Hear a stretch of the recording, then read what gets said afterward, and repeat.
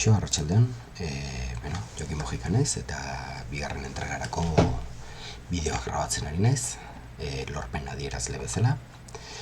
Bigarren entregako lanak zian zea bat sortzea, testua sortzea horren inguruan gero lan egiteko. Testu hori hementxe daukeu, vale? Nik nire kasuan etxeko instalazioa elektrikoi buruzko testutxo bat egin dut, eta horren helburu da oinarrizko testu hau irakurri ondoren, norberak ikasle bakoitzak duen ezagutza niri erakustea, aurre ebaluazio bat eginik.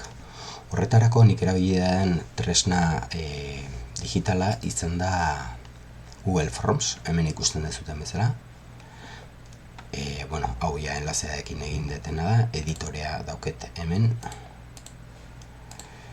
Jarri ditut aukera guztiak, klabe de respuesta zuzena jarri dut, bakoitze balioko dituen puntuak ikusteko norberaren aurre ezagutza, ez da ebaluazio finala, da irakasleok jakintezagun momentu horretan ikaslea zenbateraino jakinaren gainean dagoen gai honetan edo ez. Emaitzetan estel horri batean azaltzeko jarri dut, bakoitza jarri duen erantzunak, eta konfigurazioak jarri da justu ezberdin egitea gongo litzeke, adibidez errebisio manual baten ondoren irakasleak egin zezan behin emaitza gehiago harturik, hau simplea denez, nik jarri dut egin ondoren ikasleak bere publikazioa eduko, bere notaren entrega edukiko duela. Bideo honetan garbi adierazten nahi dut, honen tresna hau erabiltzearen alderdi ona dela instantean daukazula erantzuna, ikasleak berak dauken aurre ezagutza garbi adierazten dela aldeketa honen bidez, eta adibidez ausaz aukeratuko banituzke ariketa batzuk, erantzun batzuk, erantzuna oraintxe bertan edukitzeko aukera aukiko nuke. Ikusten dut puntuazioa eta asmatu dut ausaz bat bakarrik.